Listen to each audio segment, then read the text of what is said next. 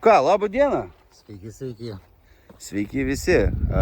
Norim pasidalinti su jumis, kur randamės, kas čia vyksta ir kokie paskutiniai atnaujinimai to, kas buvo padaryta. Tai mes vėl randamės Dragūniškėse. Parodyk šiek tiek, kad turime šį kartą vandens daugiau. Va, matot, koks tvenkinukas. Jau turėjome pirmą ir nusimaudimą. Labai patiko. Turėsime ir šiandien nusimaudimą tikriausiai. Tai va, o kas toliau vyksta? Toliau einam į sekantį etapą, suvedame komunikacijas. Galiu šiek tiek parodyti valymo įrengimus, elektrą, gręžinį padarėme.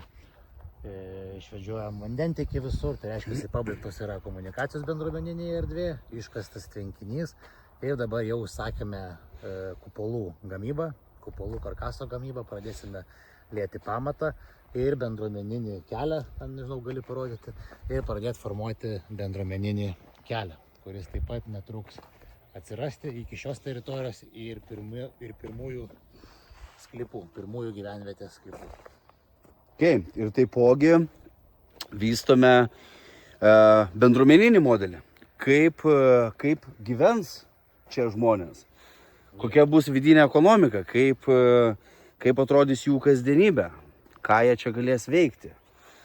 Čia šiek tiek gali ir pats papasakoti iš tikrųjų. Jo, tai šitoje vietoje mūsų interesas yra sukurti tokią bendruomeninę aplinką, kuri, kaip šiandien daviau labai smagų tokį pavyzdį, tai nerobotizuokime, o gamtimizuokime, ne? Yeah.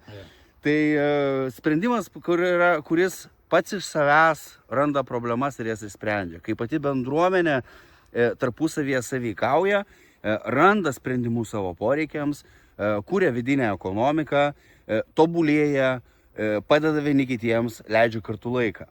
Ir kad tai nebūtų šiaip kažkieno sugalvota programa, tai tikslas yra sukurti tokią dinamišką aplinką, kur žmonės gyvenantys čia ir atvykstantis čia turės pasirinkimus ir galimybės inicijuoti veiklas, kurie galės imtis tos, vadinkime, lyderystės ir kurti, skatinti tam tikrą bendruomeniškumo ne tik jausmą, bet ir praktiką. Ir vat kaip matote, čia vat yra bendruomeninis pastatas, kuriame vyks aktyviai renginiai, kuriame vyks bendruomeniniai susitikimai, kuriame čia vat taipogi šitoje vat vietoje bus pavėsinė, meditacinė joginė zona, teisingai? Sporto treniruotėm, taip. Taip, tokia labai graži, vat, galimai tu buvai siuntęs nuotrauką, tai galėsim įkelti šitą nuotrauką. Ir tai visas tas konceptas bendruomenės yra pastatytas ant gyvo organizmo. Nes labai kieta ir faina yra turėti kažkokią bendruomenę, kurią gali vesti ir kurią gali operuoti ir panašiai. Bet dar geriau yra turėti bendruomenę, kuri pati save kuria. Bendruomenę, kuri pati save palaiko. Bendruomenę, kurioje kiekvienas nori imtis iniciatyvos ir kurioje kiekvienas atlieka savo vaidmenį. Mūsų pavyzdys yra labai panašus. Pavyzdžiui, iš kažkur tais gimė idėja, kad va čia Žygimantas pradėjo pirmosius veiksmus, susipažinome su Karoliu. Karolis, sakykime, irgi, tarėskime, mes dabar dviese bendruomenė, ne, yra daugiau žmonių, bet tarkime, mes dviese.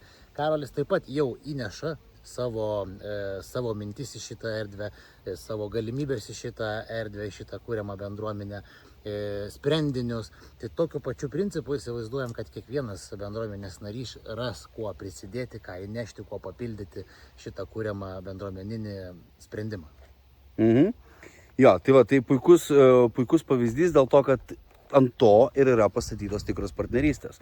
Tad kviečiame jūs siųsti savo užklausas, atsidaryti svetainę, pasidomėti daugiau apie tai, kur esame, ką darome, galbūt žiūrite šitą video po kurio laiko ir tiesiog dar nesame išleidę naujo atnaujinimo, kur esame. Tad sekite naujienas mūsų internetinėme puslapyje ir kreipkitės nurodytais kontaktais. Iki sekančio video.